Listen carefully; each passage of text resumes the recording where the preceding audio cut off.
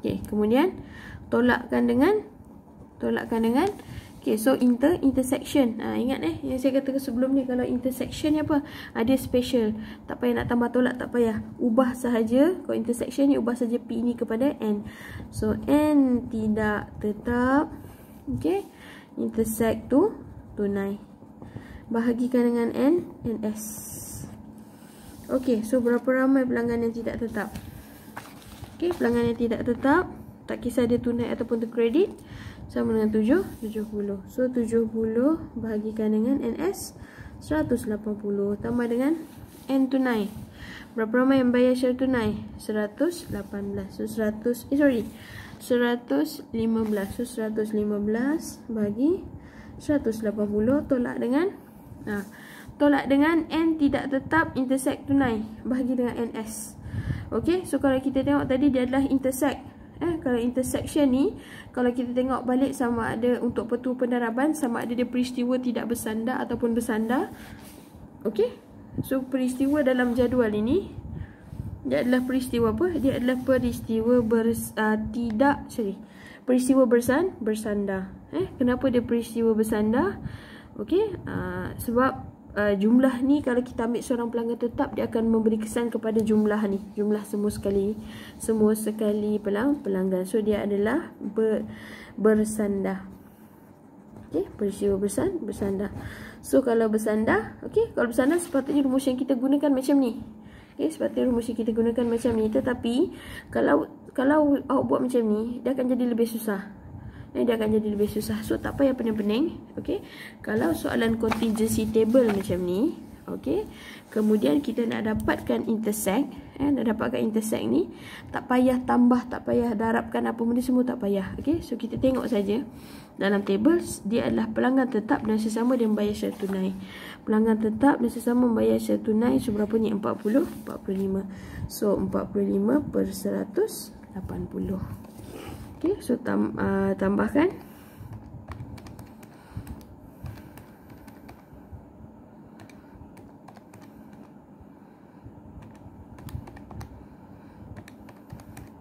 Okey, so sama dengan 0.7 bundakan kepada 2 titik perpuluhan. So 0.78 sama dengan 0.78. Dah, ini saja jawapannya. Okey, tak payah nak masukkan rumus macam dalam ni, tak payah. Boleh tengok secara direct dalam jadual. Okey, soalan seterusnya adalah soalan yang keempat. Okey, soalan yang keempat, dia adalah pelanggan tetap dan membayar secara tunai. So keyword dia adalah perkataan dan. Okey, so dia minta apa ni? P, pelanggan tetap. So P tetap dan intersection tu tunai. Okey, so dia adalah P tetap, intersect tu tunai. Okey, kalau ada table macam ni, ada jadual macam ni, tak payahlah awak sibuk-sibuk nak, tak payahlah kita sibuk-sibuk nak kenal pasti dulu sama ada peristiwa bersandar ataupun tidak bersandar. Kalau keluar jadual macam ni, jadi dia adalah peristiwa bersandar. Walaupun kita tahu peristiwa bersandar, tak perlu gunakan rumus ni. Sebab nilai intersect ni kita boleh dapat secara direct daripada jadual. Okey, so rumus bagi P tetap intersect tunai apa? So rumus dia adalah N tetap intersect tu tunai, bahagikan dengan NS. Okey, so berapa ramai pelanggan tetap dan tunai? Dia adalah pelanggan tetap dan membayar secara tunai 70. So 70 bahagikan NS semua sekali 180. Okey, bagi pecahan terkecil, kalau tak pun tekan kalkulator je. Okey, so 0.39. Itu jawapan dia. Okey, boleh? Okey, boleh ya?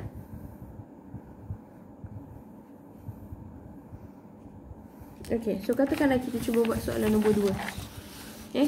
Cuba kita buat latihan pengukuhan. Cuba kita buat soalan nombor 2. Okey, nombor 2 Okey, pengurus pasaran hebat ingin mengkaji keberkesanan iklan mingguan yang dibuat di surat khabar.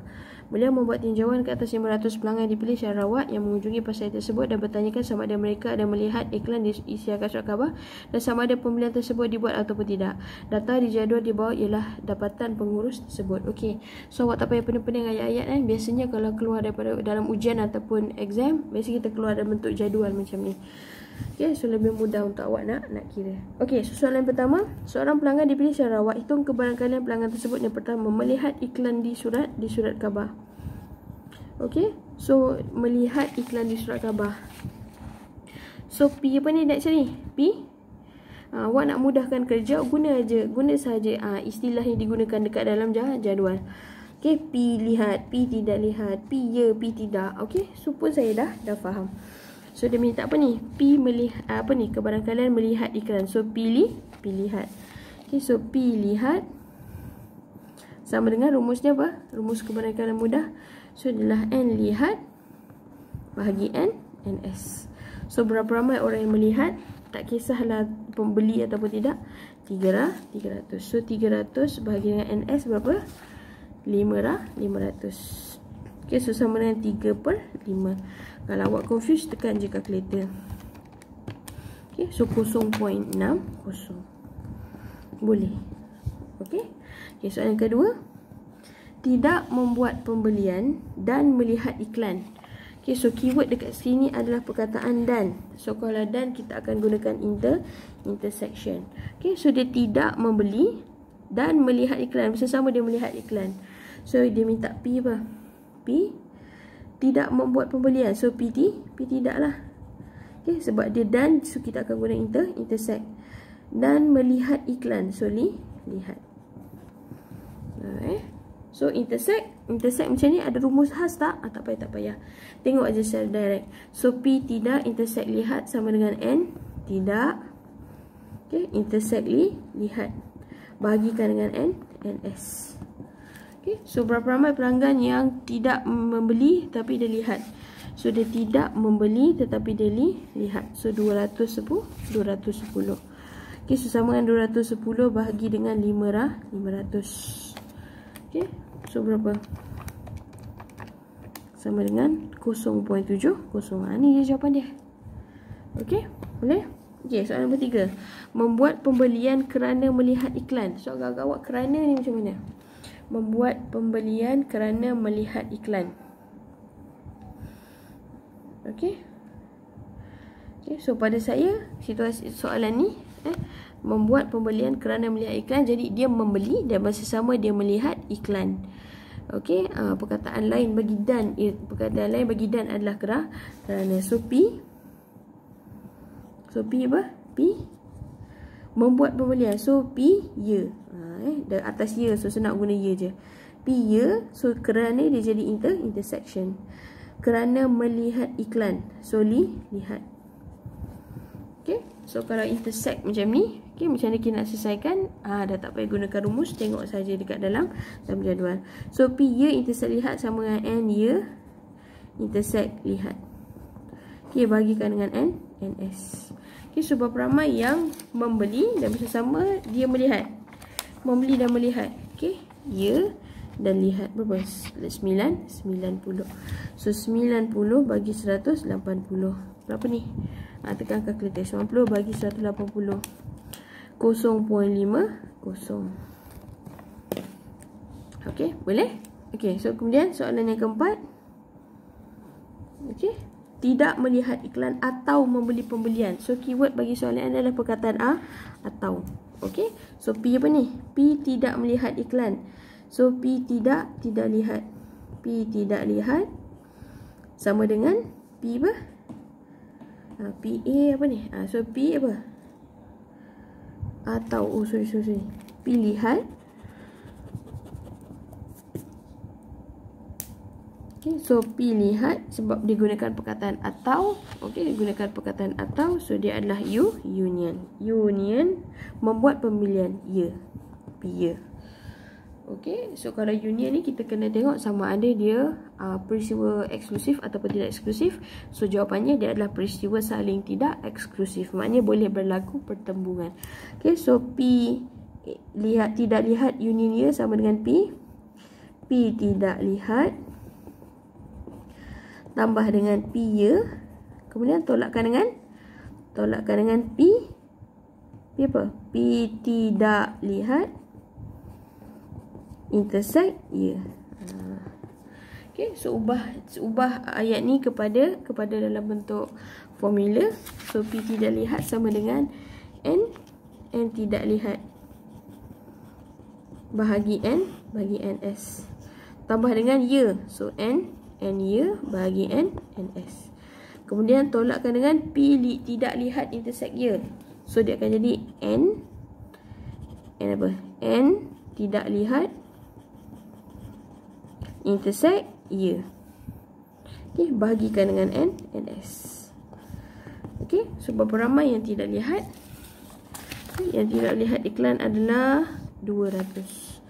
200 bagi dengan total 500. Okey, kemudian tambahkan dengan ya. Yang ya berapa orang? Yang membeli 150. So 150 bagi dengan 500. Okey. Kemudian tolakkan dengan dia tidak melihat dan bersama dia membeli. Dia tidak lihat dan bersama dia membeli. So 60. Okey, so 60 per dengan 500. So berapa jawapan dia?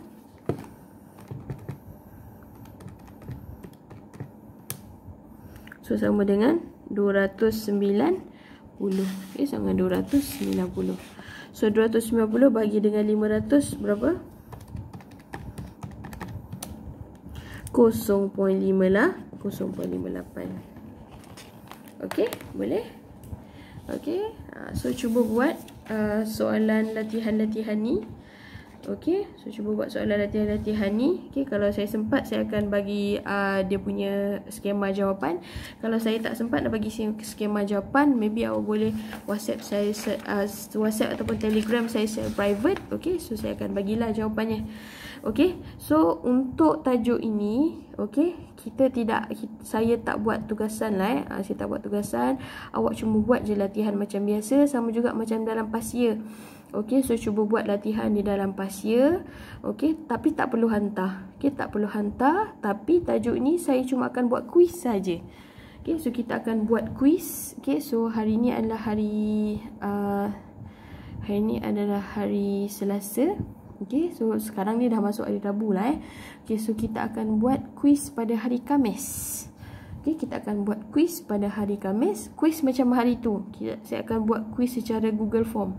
Okey, kuis dalam bentuk Google Form. Okey, pada hari Khamis. Okey, masanya saya akan bagi tahu kemudian. Okey, masanya saya akan inform dalam setiap grup. Okey, so tolong ni tolong ingat janji kita hari Khamis kita akan buat kuis. Okey, kuis yang terakhir, kuis yang keempat. Okey, kemudian minta maaf sebab mungkin hari Sabtu itu pula. Okey, hari Sabtu saya bukan Sabtu. Okey, pada keesokannya hari Jumaat. Okey, Jumaat. Okey, kita cuba buat ujian 2. Okey, kita akan buat ujian 2. Okey, ujian 2 kita tak buat secara online, kita tak akan buat dalam bentuk Google Form. Okey, saya akan buat macam biasalah Saya bagi soalan, awak tulis di atas kertas, kemudian hantar kepada saya dalam bentuk PDF. Okey, sama ada melalui email ataupun melalui Telegram sahaja. Okey, so untuk ujian itu, okey, kita akan buat hari Jumaat. Okey, soalan tak banyak, 2 soalan saja. Okey, 2 soalan saja, iaitu soalan